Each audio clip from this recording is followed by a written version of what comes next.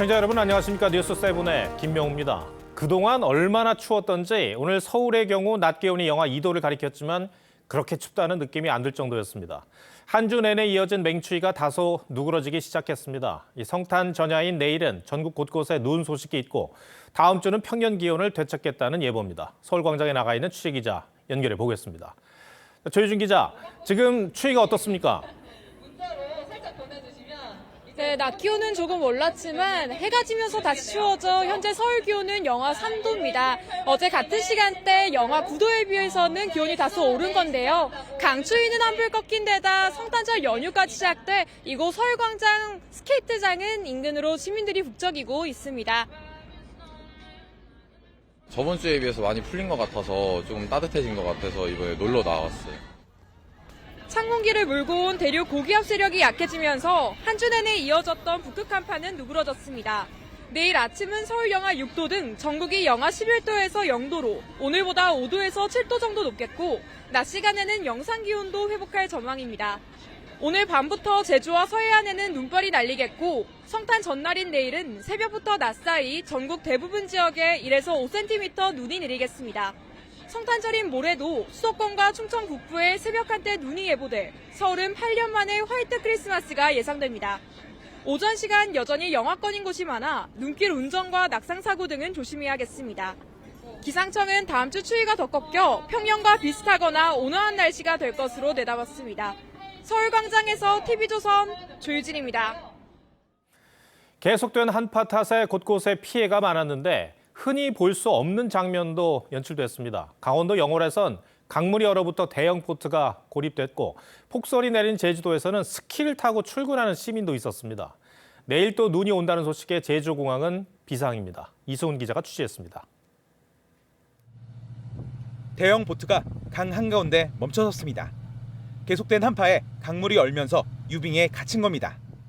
배 위에서 추위에 떨던 50대 남성 등 3명은 119 구조대에 의해 40분 만에 탈출했습니다. 결빙되니까 배가 이제 움직이지 못했던 거고 그래서 보트로 가서 구조한 거.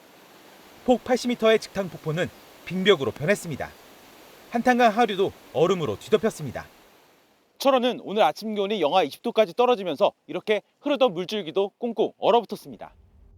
1m 가까운 폭설이 쏟아진 제주에선 한 남성이 스키를 타고 출근하는 모습이 포착됐습니다. 폭설로 활주로가 폐쇄돼 이틀 동안 승객 2만여 명의 발이 묶였던 제주공항은 눈 소식에 또 비상입니다. 기상청은 내일까지 제주도에 최대 5cm의 눈이 더 내릴 것으로 전망했습니다. 눈 예보되면 수상방안이 운영이 돼서 이런 상황마다 저희들이 대처하고 있습니다. 추가 투입될 수 있는. 이번 한파로 서울의 한 아파트에서는 동파된 계량기를 녹이다 불이 났고 충남 예산에선 음주 후 귀가 중이던 50대가 눈 속에 파묻혀 숨지는 등 사고도 잇따랐습니다. TV조선 이승훈입니다. 오늘 시작된 크리스마스 연휴가 끝나면 국회는 곧장 김건희 여사 특검 전국으로 들어갑니다. 28일 본회의에 김 여사 특검을 포함한 이른바 쌍특검이 자동 상정돼 처리될 예정이라 여야는 주말에도 기싸움을 이어갔습니다. 야당은 이태원 특별법도 같은 날 강행 처리한다는 입장이어서 전국은 더 얼어붙을 전망입니다. 신유만 기자가 취재했습니다. 야당만 특별검사를 추천할 수 있는 김건희 여사 특검법은 28일 본회의에 자동 상정됩니다. 지난 4월 민주당 주도로 대장동 50억 클럽 특검법과 함께 신속 처리 안건으로 지정됐는데 국회법에 따라 180일 뒤 본회의에 부의됐고 부의된 지 60일이 지난 이후 첫 본회의인 이날 자동 상정되는 겁니다. 과반 의석의 민주당에 정의당도 반대하지 않아 법안은 통과가 유력하지만 민주당은 국민의힘 비대위원장직을 수락한 한동훈 전 법무장관에게 특검법 수용을 압박했습니다. 대통령에게 제2요구 대신 수용을 건의하라는 겁니다. 누구도 맹종한 적 없고 앞으로도 그럴 것이라고 본인이 했던 말 아닙니까? 김건희 특검법부터 당장 수용하십시오. 야당은 역시 신속처리 안건으로 지정돼 자동 상정 시점이 다음 달 말인 이태원 특별법도 앞당겨 강행 처리를 시도할 계획입니다. 여당은 김 여사 특검법은 선전선동을 위한 총선용 무기이자 정쟁용 억지 특검이라고 반발했습니다. 문재인 정권에서 어떤 혐의도 찾지 못해놓고 의석수를 이용해 특검 제도를 악용한다는 겁니다. 민주당이 이태원 특별법과 특검을 밀어붙이는 것은 민주당 전 현직 당대표의 불법 행위를 덮고자 하는 것입니까?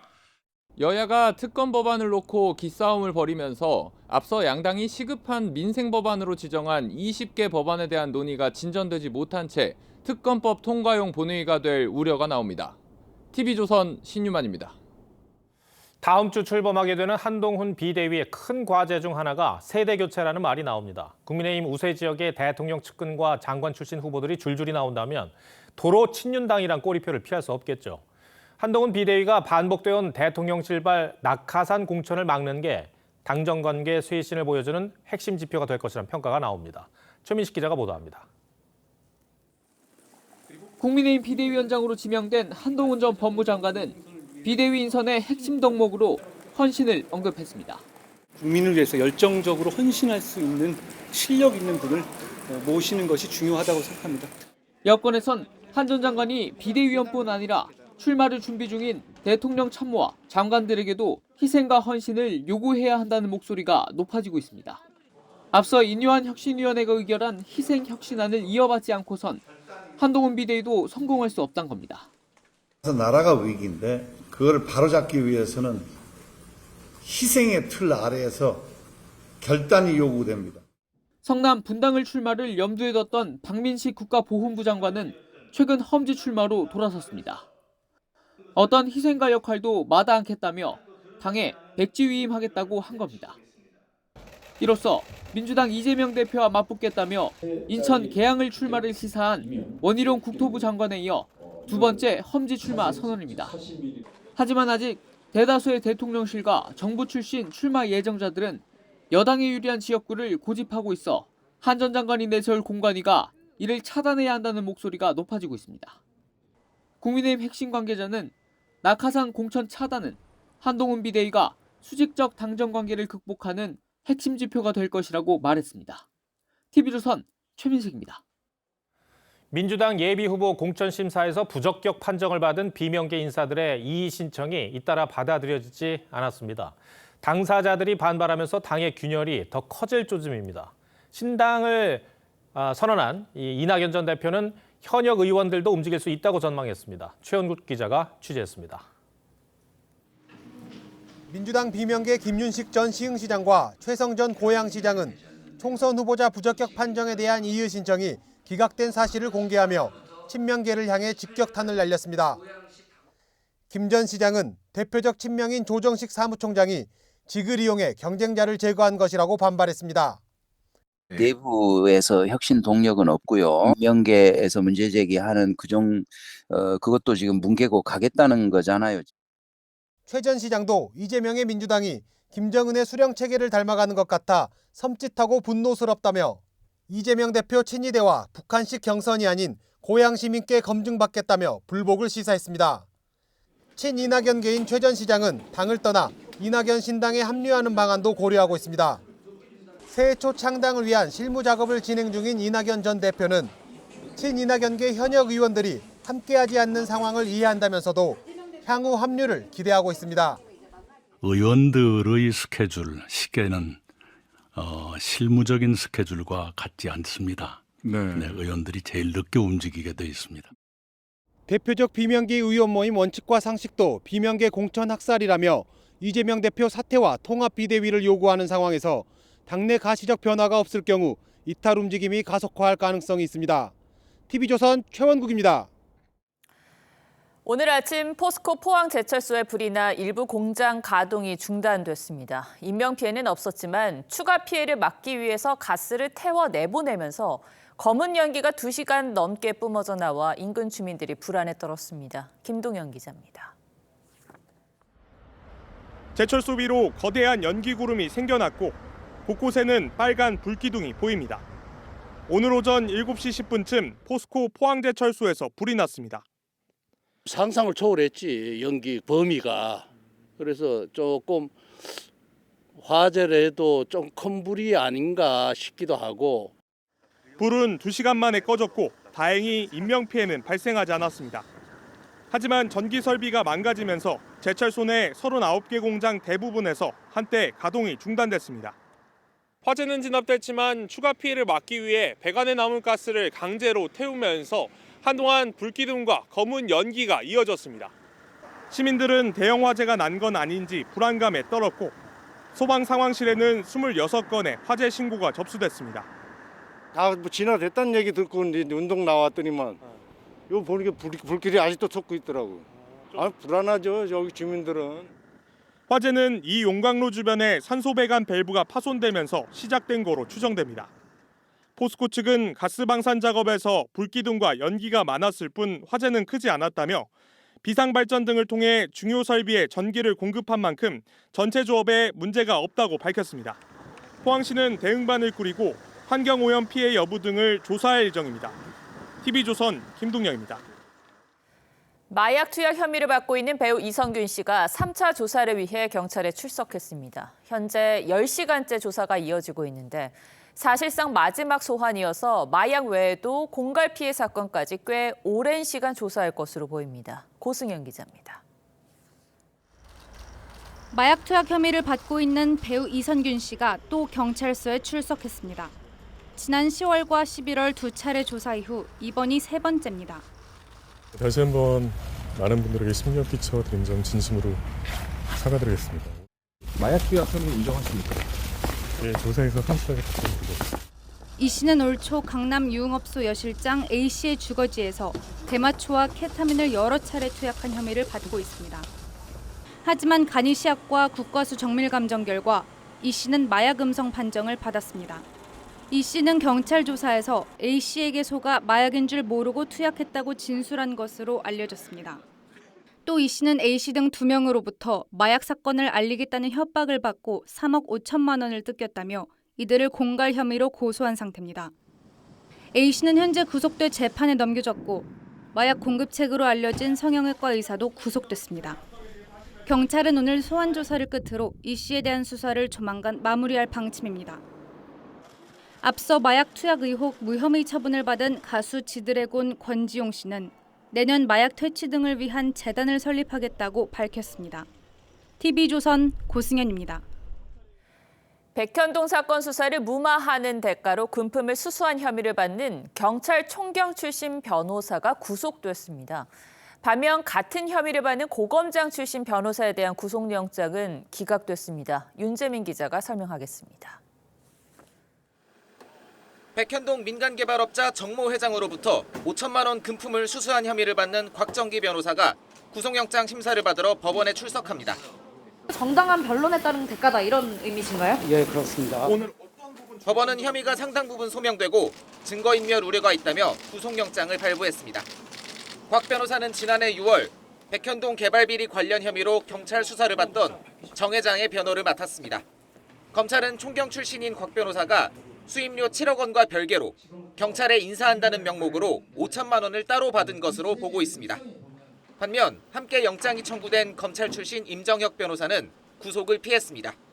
법원은 사실적, 법률적 측면에서 다툼이 있다며 임 변호사의 방어권을 보장해줄 필요가 있다고 설명했습니다.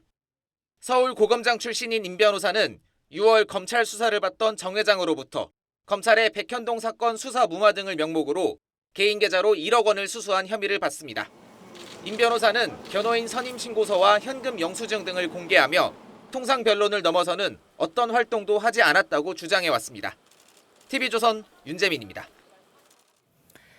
경복궁 담장에 스프레이 낙서를 뿌린 범인들은 잡혔지만 우리 문화재에 이런 상처를 남긴 건 황당하기도 하고 안타깝기도 합니다. 돈을 준다고 해서 또 장난을 치고 싶어서라고 하니 관리 감독도 중요하지만 우리 문화재를 생각하는 의식을 짚어볼 필요도 있어 보입니다. 그래서 이번 일을 계기로 경복궁을 둘러보니 곳곳에 크고 작은 생채기가 가득했습니다. 전정원 기자가 낙서로 멍든 경복궁에 오늘의 포커스를 맞췄습니다. 낙서 테러가 발생한 경복궁 담벼락은 북극 한파로 복구 작업이 중단돼 커다란 가림막에 가려진 채 서 있습니다. 스프레이 몇 통에 이렇게 쉽게 문화재가 훼손될 수 있다는데 시민들은 놀랐습니다. 문화유산을 이렇게 망쳤다는 것에서 깜짝 놀랐고 이게 너무 속상했습니다. 2011년 이후 발생한 문화재 훼손 5건 중 1건은 페인트나 스프레이를 이용한 낙서 테러였습니다. 그런데 경복궁에 난 상처는 담장 낙서뿐만이 아니었습니다. 경복궁의 중심 근정전을 가보니 누군가 6년 전 그린 하트와 판박이 스티커를 붙였다 뗀 자국이 보기 싫게 남았습니다. 사정전 돌담에는 분필로 쓴 낙서가 칸칸마다 쓰여 있습니다. 재미로 또 추억을 남긴다며 여기저기 크고 작은 낙서가 끊이지 않아 다 처리하기도 힘든 상황. 문화재에 낙서를 하면 복구를 명령하거나 비용을 청구할 수 있고 문화재가 훼손될 경우 3년 이상 유기징역에 처할 수 있습니다. 스프레이 낙서 테러 이후 CCTV 설치 등 관리 감독 강화 필요성에 대한 목소리가 커지지만 저희 후손들한테도 물려줘야 할 문화재인데 이거를 장난이라고 하면 또 다른 테러가 또 일어날 수 있다 생각해서 무엇보다 중요한 건 문화재를 아끼고 사랑하는 시민의식 제고.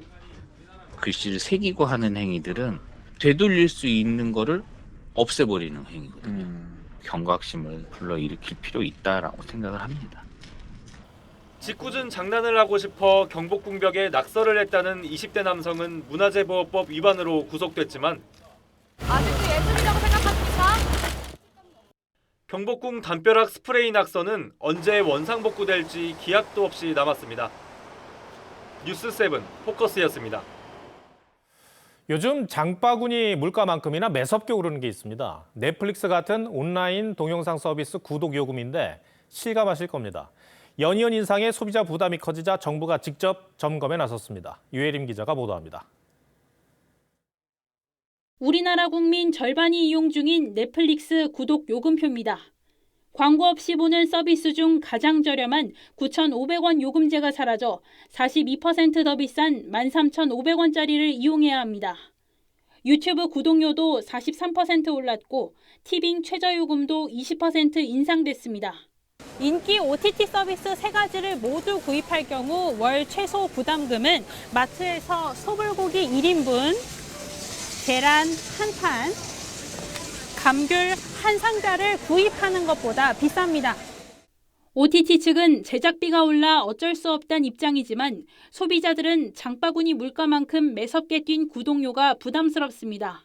이제 유튜브도 프리미엄을 쓰다가 해지해가지고 지금 그냥 유튜브 광고 보면서 하고 있고요. 이것만 또 오르는 게 아니라 다른 것도 다 오르니까 좀 많이 부담이 됩니다. 대체할 만한 서비스가 없어 구독을 끊을 수 없는 소비자들은 한국보다 요금이 저렴한 국가로 우회에 가입하는 디지털 이민까지 나섰습니다. 다른 플랫폼이 있다 그러면 사실 그 요금 올리지 못할 텐데 독점적인 상황이 되면서 그런 문제가 생겼다고 볼 수 있겠습니다. 정부는 OTT 사업자들이 요금을 부당하게 올린 건 아닌지 점검하고 독과점 사업자에 대한 규제 적용 방안을 검토하겠다고 밝혔습니다. TV조선 유혜림입니다. 서울에서 아파트 한 채 마련한다는 게 얼마나 어려운 일인지 설명할 필요가 없겠죠. 실제로 정부가 조사해봤더니 직장인이 월급을 한 푼도 쓰지 않고 15년 넘게 모아야 서울에서 집을 살 수 있는 것으로 나타났습니다. 사실상 월급쟁이가 서울에서 집을 사는 건 불가능하다는 우울한 조사 결과입니다. 정수양 기자입니다. 서울 아파트 평균 매매가는 약 12억 원. 평범한 직장인들에겐 부담스러운 가격입니다. 한 달 생활비로 자기 월급이 고스란히 깨지는 것 같아요. 현실적으로 온전히 제 힘만으로 마련하는 건 좀 힘들다고 생각이 듭니다. 결혼 정년기 자녀를 둔 부모들은 한숨만 나옵니다. 일단 집 한 칸 정도는 장만을 해야 떳떳하게 이제 결혼 얘기도 할 수 있고 한데 지금 형편으로는 그게 안 되니까. 지난해 기준 서울에서 내 집을 마련하려면 월급을 한 푼도 안 쓰고 15년 이상을 모아야 가능한 것으로 나타났습니다. 지난해보다 1년 늘었습니다. 지역별로는 전국은 6.3년, 수도권은 9.3년이 걸렸습니다. 고금리 장기화에 경기 침체까지 겹쳐 집 사기는 더 어려워졌지만 자가 보유 열망은 더 커졌습니다. 이런 가운데 내년 주택 가격은 고금리와 PF 위기 상황 등이 반영돼 전국적으로 1.5% 떨어질 것으로 전망됩니다. 내년 상반기는 조금 지금의 상태들이 유지되다가 하반기가 되면서 조금 개선될 수 있는 여지가 있지 않을까. 다만 서울은 1% 상승할 걸로 예상돼 주택 가격에 따른 양극화가 더욱 심화될 것으로 보입니다. TV조선 정수양입니다. 빠른 속도로 시장을 장악하고 있는 중국산 전기차가 유럽 공략을 위한 교두보를 마련했습니다. 자국 산업을 보호하려는 유럽과 미국은 관세 인상을 검토하며 견제에 나섰는데 중국 반발이 거셉니다. 장혁수 기자가 보도합니다. 전기차 시장 선두주자인 중국 비아디. 수십억 유로를 투자해 헝가리에 전기차 공장을 짓기로 했습니다. 2030년까지 유럽 전기차 시장 점유율 10%를 달성하기 위해 현지에 생산 기지를 마련하기로 한 겁니다. BYD entered 15 European countries within just 11 months. We started with 3 models and are expanding the lineup since then. 배터리를 직접 생산해 가격 경쟁력을 키운 비아디는 지난해 187만 대를 판매하며 테슬라를 제치고 세계 전기차 판매량 1위를 기록했습니다. 위기감을 느낀 유럽은 자국 산업을 위해 중국산 전기차를 겨냥한 반보조금 조사에 나섰고 미국은 중국산 전기차에 부과하는 27.5%의 관세를 더 높이는 방안을 검토 중입니다. 美方近期发布的所谓新规是美式保护主义的升级版，中方对此坚决反对。 업계는 중국산 전기차의 호황이 당분간 이어질 것으로 전망합니다. BYD는 배터리를 제작하는 업체부터 시작을 했기 때문에 중저가 모델을 직접 설계하고 집어넣는다는 강점, 가성비가 높다는 것이 인기 이유라고 볼 수가 있습니다. 저가 물량 공세로 승승장구하고 있는 중국산 전기차를 향한 견제가 심화되고 있습니다. TV조선 장혁수입니다. 주로 남성들이 자리 잡고 있는 공학계에 여성 학도가 늘고 있습니다. 신산업으로 각광받는 2차 전지나 인공지능 분야에 전문성을 키우고 싶은 여성들이 길을 넓히고 있는 건데요. 다니던 학교를 자퇴하거나 회사를 그만두고 오는 경우도 있습니다. 송민선 기자가 현장을 가봤습니다. 서울 용산구의 한 대학 캠퍼스. 재난 상황 대비 가상현실, VR 실습이 한창입니다. 이 대학이 청년 구직자를 신산업 분야의 고급 인력으로 양성하는 하이테크 과정 수업입니다. 메타버스 콘텐츠과의 경우 가상현실과 증강현실 등을 배우는데 전체 정원의 60%가 여학생입니다. 학생들이 직접 개발한 VR 프로그램입니다. 이렇게 캠퍼스 안을 VR로 구체적으로 세세하게 구현해냈습니다. 다른 교실에선 인공지능 자율주행 실습이 진행되고 있습니다. 저쪽 앞에 지금 사람이 지나가고 있다라고 한다라고 하면은 정지 이렇게 돼야 되듯이.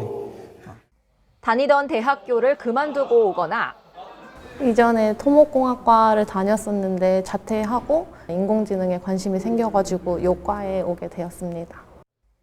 회사를 사직하고 온 여학생도 있습니다.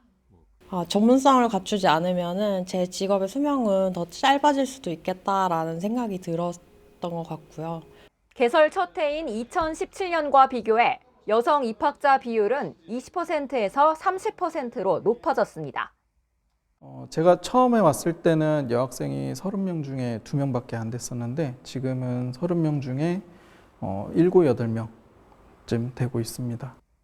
산업 구조가 디지털 신산업 중심으로 변화하면서 여성이 강점을 발휘할 수 있는 기회가 더욱 늘어날 거란 분석입니다. TV조선 송미선입니다.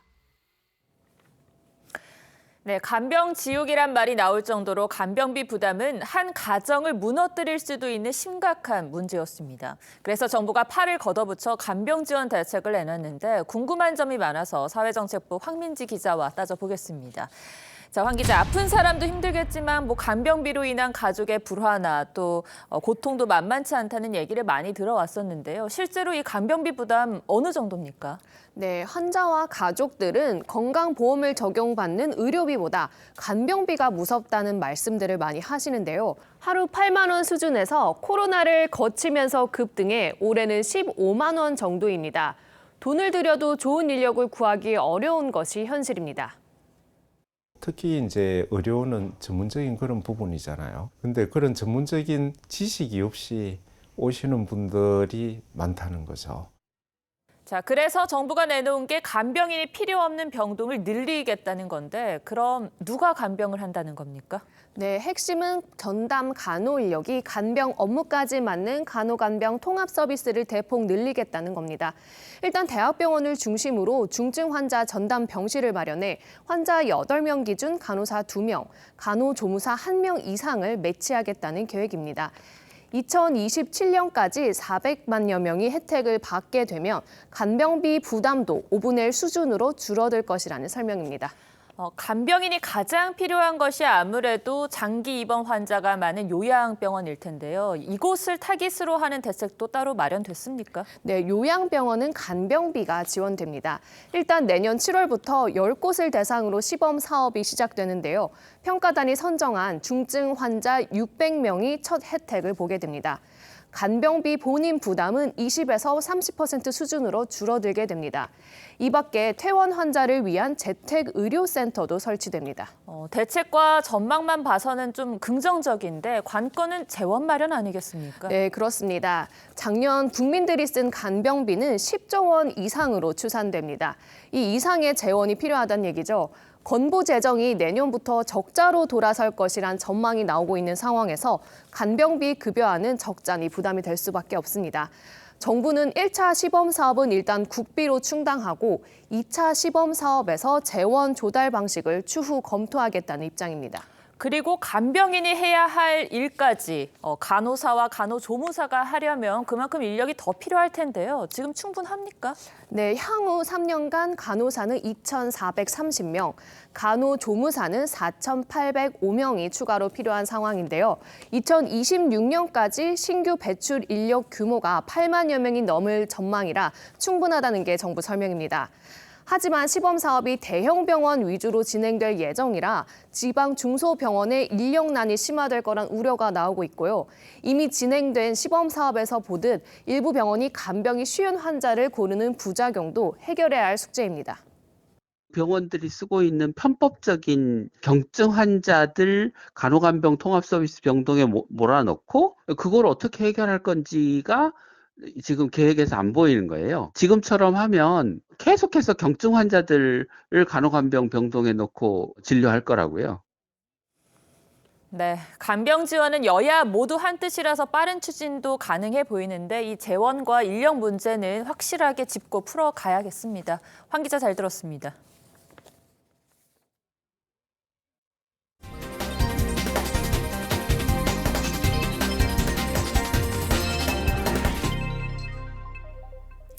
네, 미국 캘리포니아 남부에 1시간 사이 한 달치 강수량에 달하는 비가 쏟아져 물난리가 났습니다. 지난주에 기록적인 폭우가 내린 인도 남부 지역은 사망자가 31명으로 늘었습니다. 김자민 기자입니다. 물에 반쯤 잠겨버린 차량 창문에서 어린아이와 남성이 잇따라 빠져나와 옆차에 올라탑니다. 집안은 발목까지 물이 들어차 출렁이고 크리스마스 트리 기둥도 물에 잠겼습니다. 선물들은 둥둥 떠다닙니다. In our living room, kitchen, downstairs bathroom, the whole downstairs was flooded. 현지 시간 21일 미국 캘리포니아 남부 벤투라 카운티에 시간당 80mm에 가까운 폭우가 내렸습니다. 이 지역의 12월 평균 강수량은 65mm로 1시간 만에 한 달치 이상의 비가 쏟아진 겁니다. A lot of rain that we're not used to, and it came just absolutely pounding and pouring down about 1 o'clock in the morning. 주택 60채 정도가 물에 잠겼고 운전자 1명이 강 협곡으로 추락해 숨졌습니다. 흙탕물에 잠겨버린 논밭을 구조대원들이 보트를 타고 이동합니다. 지난주 이틀간 116cm에 달하는 기록적인 비가 쏟아진 인도 남부 타밀나두주에선 폭우로 인한 사망자가 31명으로 늘었습니다. 인도 기상청은 폭우가 그치고도 타밀나두 일부 지역에 닷새간 비가 더 내릴 것이라고 예보했습니다. TV조선 김자민입니다. 세계 각국이 성탄절 맞이에 분주합니다. 핀란드에서는 산타가 선물을 챙기며 떠날 채비를 마쳤고 태국은 코끼리 산타, 브라질에서는 다이버 산타가 등장했습니다. 이정민 기자가 각국의 성탄 풍경을 소개합니다. 핀란드 산타 마을에서 썰매에 선물 꾸러미를 실은 산타가 마지막 시험 운전을 합니다. 어린이들에게 원하는 선물도 물어봅니다. What was the most important wish for your Christmas? Getting my own pet puppy. But it's a little bit tricky to bring a puppy, a living puppy, and packaging it for 12 hours and then traveling around the world. 태국의 한 초등학교엔 빨간 산타 모자를 쓴 코끼리 산타 부대가 등장했습니다. 코끼리들이 고개를 들썩이며 캐롤에 맞춰 춤도 추고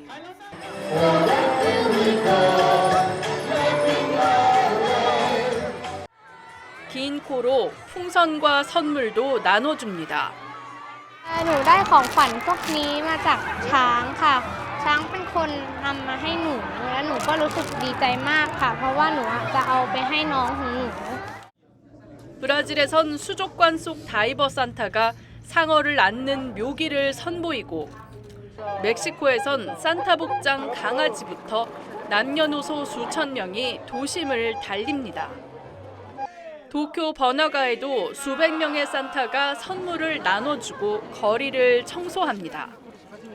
68년간 산타의 이동 경로를 추적해온 미 항공우주방위사령부도 준비를 마쳤습니다.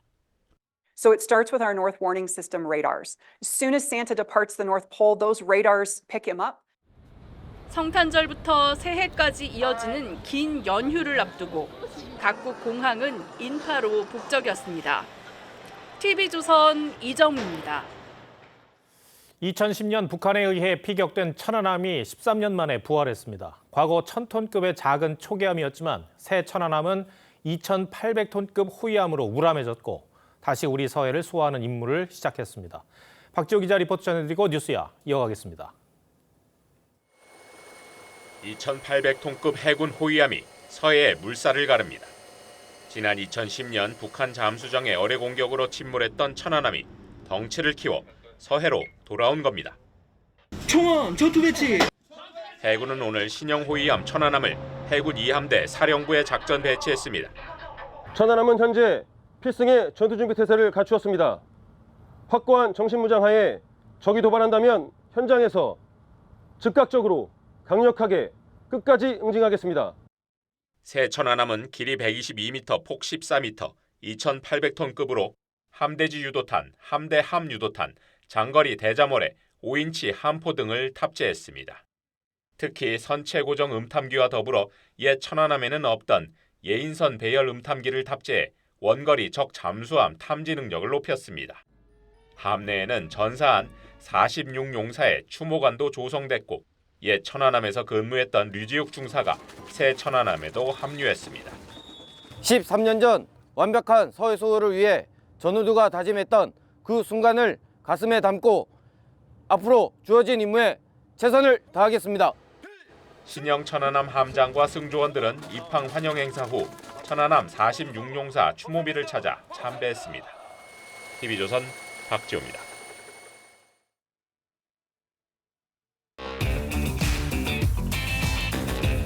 뉴스야 시작합니다. 정치부 이채림 기자 나와 있습니다. 첫 번째 물음표 볼까요? 네, 오늘 첫 번째 물음표는 이준석 탈당까지 D-4일입니다. 이준석 전 대표가 탈당을 예고한 날이 4일 남았는데 창당 계획이 구체화된 겁니까? 네, 그간 이준석 전 대표는 12월 27일에 탈당을 하고 그다음에 창당을 하겠다 이렇게 공언해왔죠. 이 날은 이 전 대표가 박근혜 비대위의 청년 비대위원으로 영입되면서 정계에 입문을 한 날이기도 한데요.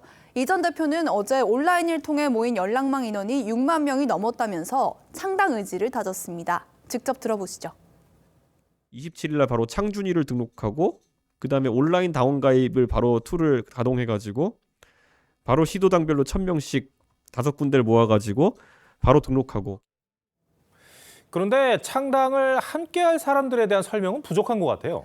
네, 아직 창당을 함께 하겠다고 등장을 한 현역 의원은 없는 상황입니다. 측근인 천하용인 가운데 유일한 현역 의원인 허은하 의원의 경우에는요. 비례대표이기 때문에 탈당을 하면 의원직이 상실되게 되는 그런 상황이고요. 김용태 전 최고위원은 탈당을 하지 않겠다 이런 의사를 직접 밝혔습니다. 당내 남는 것이 저를 최고위원으로 뽑아준 당과 당원에 대한 도리라고 생각합니다. 아직까지 또 창당을 선언한 건 아니니까요. 또 그 과정도 좀 지켜봐야 될 것 같고요. 근데 얘기를 들어보면은 이준석 전 대표가 창당을 안 할 수도 있다라는 의미로 들리기도 해요. 네, 사실 이준석 전 대표가 창당을 언급하기 시작한 게 벌써 몇 달 전입니다. 이 전 대표가 연일 언론과 유튜브를 통해서 여론전도 펼치고 있는데 이 신당에 대한 주목도 상대적으로 높지 않은 상태죠. 오히려 안철수 의원에게 식당에서 고함을 치거나 방송에서 욕설을 해서 논란을 빚고 또 인요한 전 혁신위원장에게는 영어로 응대해서 비판을 받는 등 돌출 행동들이 더 관심을 받고 있습니다. 이 당 내에서는 이준석 전 대표가 결국 당에 남을 수도 있다 이런 전망도 나오고 있는 상황입니다. 국민의힘의 한 의원은 이 탈당을 하겠다는 사람이 움직이지 않고 날짜만 예고하는 건 일종의 신호 아니겠냐면서 여러 의원들이 한 전 장관이 이 전 대표를 만나봐야 되는 거 아니냐 이런 얘기를 하고 있다고 전했습니다. 실제 움직임이 있습니까? 네, 오늘 이준석 전 대표에게 직접 물어봤는데요. 만나자는 제의도 없었고 기대도 하지 않는다면서 주말 사이 여당 의원들에게 직접 작별 전화를 돌리고 있다고 했습니다. 다만 이 전 대표는 한동훈 전 장관에 대해서 잘 몰라서 비판할 것도 없다면서 만나자고 하면 만날 수는 있다고 했는데요. 그러니까 가능성을 완전히 닫지는 않은 것으로 보입니다. 한동훈 전 장관의 움직임이 변수가 될 것으로 보이는데요. 국민의힘 지도부의 한 의원은 한 전 장관이 비대위원 구성에 여념이 없을 것이라면서 아직 비대위가 공식적으로 출범하지 않았기 때문에 면담 등의 별도 일정을 하려고 하지는 않는 것 같다 이렇게 전했습니다. 네, 알겠습니다. 첫 번째 물음표 정해볼까요? 네, 오늘 첫 번째 물음표 이준석 탈당까지 D-4일의 느낌표는 아직은 D-4일로 정리를 해봤습니다. 그동안 정치권은 위기 때면 이 정치권 밖의 인물을 영입하거나 새로운 당을 만들어서 돌파를 시도했죠. 하지만 성공 사례는 많지 않은 게 사실입니다.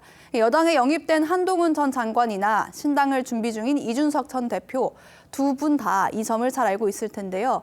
여당의 위기는 결국 이 세대 교체와 중도 확장이라는 국민적 요구를 이뤄내지 못해서 초래됐다는 점도 파악을 하고 있을 겁니다. 정치에서 길다면 긴 이 4일의 시간 동안 두 사람이 플러스 정치를 이뤄낼 수 있을지 지켜봐야겠습니다. 네, 두 번째 물음표는 뭡니까? 네, 오늘 두 번째 물음표는요. 서울의 봄은 오지 않았다입니다.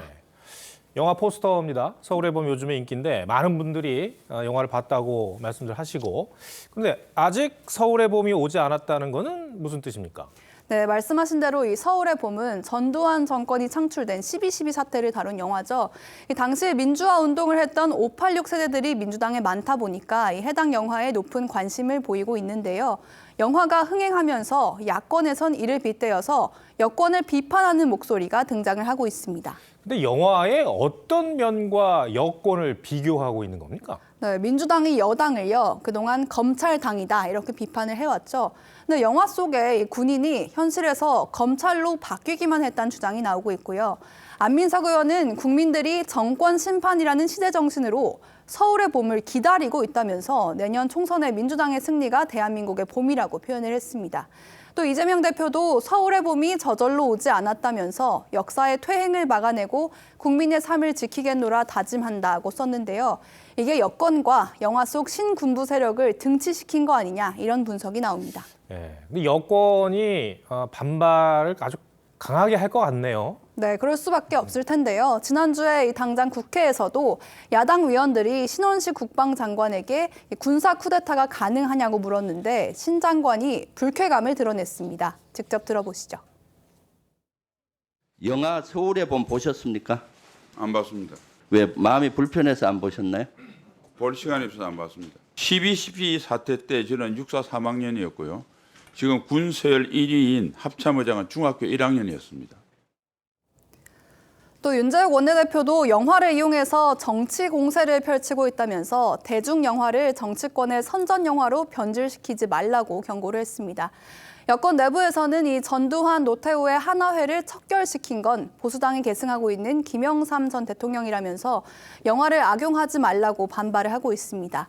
실제 국민의힘은 이 대표실과 회의실에 이승만, 박정희, 김영삼 전 대통령의 사진을 게재하고 있는데요. 전두환, 노태우 전 대통령의 사진은 없습니다. 네, 두 번째 물음표도 정해볼까요? 네, 오늘 두 번째 물음표 서울의 봄은 오지 않았다의 느낌표는 영화는 죄가 없다로 정리를 해봤습니다. 네. 영화 서울의 봄과 아수라의 포스터를 가져와 봤는데요. 국민의힘에서 이 아수라 영화가 이재명 대표를 연상시킨다면서 정치 공세를 펼쳐왔던 것도 아마 기억을 하실 겁니다. 예. 두 영화의 감독이 같죠? 그렇습니다. 예. 그러니까 여야를 막론하고 본인들에게 유리한 내용의 영화를 정치적 선동의 도구로 써왔다는 거 부인하기 어려워 보이는데요. 말씀하신 대로 공교롭게도 이 두 영화 모두 연출했던 감독이 같습니다. 영화의 내용이 편향적이었다기보다는 영화를 바라보는 정치권의 시선이 오히려 국민들을 불편하게 하는 건 아닐까 합니다. 네, 알겠습니다. 이채림 기자, 잘 들었습니다.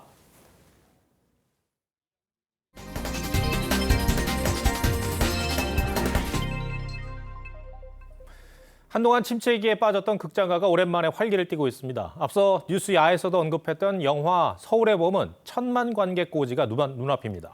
우리 사회의 불편한 진실을 조명한 예술 영화까지 깜짝 흥행에 시동을 걸었습니다. 장동욱 기자입니다. 희종일관 다정하고 쾌활하다가 언제부턴가 말수가 없어지고 이상한 행동을 보이는 아들. 아들이 다니는 초등학교에서 벌어진 갈등의 범인을 찾으려는 엄마의 시도는 등장인물 각각의 눈을 통해 사건이 거듭 변주되면서 예상치 못한 결말로 치닫습니다. 우리나라에도 잘 알려진 고레에다 히로카즈 감독의 신작 괴물이 30만 관객을 돌파하며 예상 밖 흥행 신드롬의 중심에 섰습니다. 고레에다 감독이 연출한 일본 영화 중 관객 1위 신기록을 세우면서 주연 배우 방한까지 성사됐습니다. 答え合わせをしたくなるような映画なので、日本と韓国に感じるものが近いのかなってちょっとすごく嬉しい気持ちになりました。 각자의 편견과 오해가 모두를 괴물로 만드는 불편한 진실을 돌아보게 만든다며 다회차 관람 인증도 이어지고 있습니다. 평상시에 가지고 있었던 생각이 진실이 아닐 수 있고 우리가 섣불리 판단하지는 말아야겠다라는 생각을. 이미 뜨거운 연말 극장가도 탄력을 받았습니다. 서울의 봄은 1,000만 관객 달성이 확실시되고 노량 역시 예매율 1위에 오르며 선전 중입니다. TV조선 장동욱입니다. 네, 프로농구 원주 DB가 25경기 만에 20승 고지에 올랐습니다. 역대 프로농구에서 같은 기록을 세운 일이 6번 있었는데 그 가운데 5번은 우승, 1번은 준우승을 했습니다. 그러니까 유력한 우승 후보가 됐다는 얘기기도 합니다. 김광 기자입니다. DB와 손호, 한 달 전 두 팀 사이에는 욕설 사건이 있었습니다. 그 결과 김승기 손호 감독이 KBL로부터 1,000만 원 벌금을 부여받고 사과했습니다. 한바탕 승강에도 DB의 상승세는 끄떡없었습니다. 오늘 다시 손호를 만났지만 전혀 흔들리지 않았습니다. 코뼈에 금이 간 상태로 투혼의 출전을 이어가고 있는 주장 강상재의 득점. 김종규의 호쾌한 덩크슛은 원주산성 DB의 제 모습입니다. 유기적인 공의 흐름은 DB 김주성 감독의 어깨를 가볍게 했습니다. 전반을 20넉점이나 앞선 DB는 후반에도 고삐를 늦추지 않았습니다. 3쿼터가 끝나자 스코어는 36점 차이로 벌어졌습니다. DB의 92대 58 승리, 시즌 성적 20승 5패로 1위 자리를 굳게 지켰습니다. 오늘 DB를 제외하고 역대 25경기 안에 20승을 달성한 경우는 6차례 있었습니다. 그중 5차례는 우승, 나머지 한 번은 준우승이었습니다. 예, 오늘 선수들이 너무 잘해줬고 고칠 점은 제가 고쳐야 될 것 같습니다. 최선을 다한다면 좋은 결과가 얻을 수 있을 거라 생각하고 있습니다. 정규 시즌은 54경기입니다. 현재 절반 정도 지났습니다. DB는 전신 TG 기록까지 포함해 20승에 가장 먼저 5번 도달했는데 그중 2차례 우승했습니다. TV조선 김관입니다.